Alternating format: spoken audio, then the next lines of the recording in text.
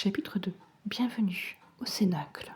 Au cœur de la communauté, sur la grande place, se dresse le Cénacle Alpha et Oméga, imposant et majestueux. Son architecture, inspirée des grandes civilisations antiques, se distingue par ses colonnes blanches, puissantes et élancées, qui soutiennent un toit à la fois simple et raffiné, légèrement incliné. D'une blancheur éclatante, ce toit semble presque éthéré, suspendu entre ciel et terre, conférant au Cénacle un aura de sacralité et de sérénité. L'édifice se veut à la fois solennel et accueillant, un lieu de réunion et de recueillement, symbolisant l'unité et la sagesse de la communauté. Au sommet de chaque colonne, des motifs discrets en cuivre, travaillés avec soin, renforcent l'impression d'équilibre entre le matériel et le spirituel. Sur la façade, une plaque en cuivre gravée porte fièrement le nom Cénacle Alpha et Oméga, qui brille doucement au soleil.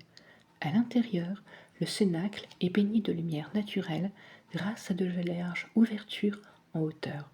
Les rayons du soleil pénètrent dans l'espace, l'illuminant d'une clarté douce et apaisante. Les murs, en pierre blanche légèrement texturés, évoquent la simplicité et la pureté. Ils sont ornés de gravures discrètes représentant des motifs naturels, feuilles, branches, symboles solaires renforcent l'impression d'harmonie de la nature. Le sol est recouvert de grands tapis tissés à la main, au ton terreux et doux, sur lesquels reposent des coussins brodés inspirés de textiles indiens, avec des nuances de vert, d'or et d'ocre, rappelant la nature et l'harmonie. Au centre du cénacle trône une grande vasque remplie d'eau claire, où flottent des pétales de fleurs fraîches, renouvelées chaque matin. Leur arôme discret emplit la pièce, ajoutant une touche de sérénité à l'ensemble. Ce bassin symbolise la vie, le renouveau et l'équilibre entre les forces. Des plantes ornent certains piliers, tandis que des fougères retombent avec élégance, ajoutant une touche de verdure sans alourdir l'ensemble. Quelques vases en céramique naturelle contiennent des bouquets de fleurs sauvages apportant des touches de couleurs vibrantes, toujours en harmonie avec l'esprit apaisant du lieu. Au fond de la pièce, un grand panneau de bois sculpté représente l'arbre de vie. Ses racines et ses branches entremêlées symbolisent l'introspection des alphas et des omégas. Une phrase y est gravée. La force de l'alpha guide l'oméga et la douceur de l'oméga inspire l'alpha, se complètent non pour dominer, mais pour prospérer. Les tenues des membres de la communauté contrastent avec la douceur de leur lieu. Les hommes, vêtus de costumes bleu marine ou noir impeccable, dégagent une autorité calme et une discipline sans faille. Cravate parfaitement nouée, chemise blanche repassée avec soin, chaque détail témoigne d'une quête constante de perfection. Ces tenues sont minutieusement préparées par leur épouse ou leur fille aînée, symbole de respect et de dévouement. Leurs cheveux, toujours impeccablement coiffés et maintenus par une légère touche de gomina, renforcent ainsi l'image de maîtrise totale. Et les femmes mariées portent des robes longues, classiques et élégantes. Ces tenues, pensées pour souligner la taille, sans jamais l'accentuer de façon ostentatoire, traduisant un équilibre entre raffinement et discrétion. Les couleurs, souvent gris perle, brun sable, bleu nuit ou vert mousse, rose tendre, renforcent cette impression de gravité douce. Les tissus sont de qualité parfois noble, mais choisis pour la sobriété plutôt que leur éclat. Lainage fin, coton épais ou soie mat, rien ne brille, rien ne crie. Leur allure inspire le respect. Leurs chapeaux, ornés de rubans et de fleurs fraîches, ajoutent une touche de sophistication. Les coiffures relevées en chignon ou boucles soignées contrastent avec la fluidité des robes.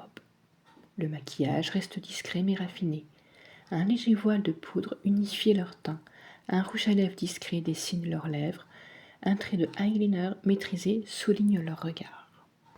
Les jeunes garçons, quant à eux, se situent à mi-chemin entre l'innocence des petits et la prestance attendue des hommes.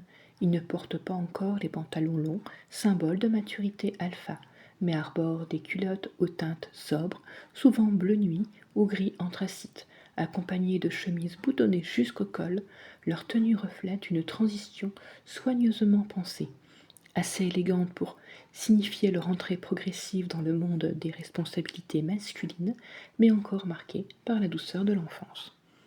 Des chaussettes montantes en laine fine et des chaussures bien cirées complètent leur apparence. Leurs cheveux sont coiffés avec rigueur, sont souvent séparés par une rainette sur le côté, préparant discrètement à l'image de discipline qu'ils devront incarner plus tard. Ils avancent à pas prudents, observant les gestes des aînés qu'ils imitent maladroitement, pris entre deux mondes, celui du jeu et celui du devoir. Les jeunes filles adoptent une version épurée de la tenue féminine, reflet délicat entre la transition entre l'enfance et la condition de femme mariée. Leurs robes, sobres et soigneusement ajustées, traduisent une élégance contenue. Contrairement à celle des femmes, les tissus restent simples, coton de qualité, lainage légère ou mousseline modeste, mais choisis avec soin pour conserver une élégance discrète. Les couleurs, souvent pastel ou légèrement poudrées, évoquent encore la fraîcheur de l'âge, tout en soulignant qu'elles ne sont plus des enfants. Dans leurs gestes comme dans leurs regards, on perçoit cette soumission tranquille à un ordre qu'elles apprennent à incarner entre douceur et retenue. Leurs cheveux, désormais laissés libres de leur tresse d'enfance, sont coiffés avec soin et douceur. Des mèches fines sont préservées de chaque côté du visage, tressées délicatement sur le sommet de leur tête. Sont coiffées avec soin et douceur, formant une couronne légère et naturelle. Un voile, presque invisible en mousseline ou en soie diaphane, est posé sur leurs cheveux. Il flotte légèrement autour du visage, symbole de pureté et d'humilité, tout en suggérant leur entrée progressive dans le monde des femmes. Les petites filles, quant à elles, semblent sorties d'un tableau ancien, leurs robes simples, ornées de décors de fleurs et de rayures pastel, dont l'ourlet s'arrête au-dessus du genou. Leur col arrondi rappelle la douceur de l'enfance et leurs chaussures vernies ou sandalettes blanches ajoutent une touche de fraîcheur. Leurs longues tresses ornées de rubans tombent jusqu'aux omoplates. Lors des fêtes, un fin ruban satiné ou une couronne de fleurs viennent compléter leur allure soignée. Les petits garçons, vêtus de costumes soignés, inspirés des uniformes anglais, portent des culottes courtes, des chemises blanches et de fines cravates. Leurs vestes, parfois ornées de rayures discrètes, sont accompagnées de souliers en cuir soigneusement cirés. Leurs cheveux, peignés avec soin et maintenus avec un peu de gomina, trahissent déjà la discipline et la rigueur que l'on attend d'eux. Dans leur attitude appliquée, on devine qu'ils cherchent déjà leur future place dans l'ordre établi. Il existe un contraste frappant entre la rigueur et leurs vêtements et la poésie de leur sanctuaire. Les tenues, empreintes d'une élégance intemporelle et de tradition, reflètent discipline et hiérarchie. Tout autour, la générosité de la nature célèbre cet équilibre, pétales sur l'eau, pétales grimpantes, lumière douce.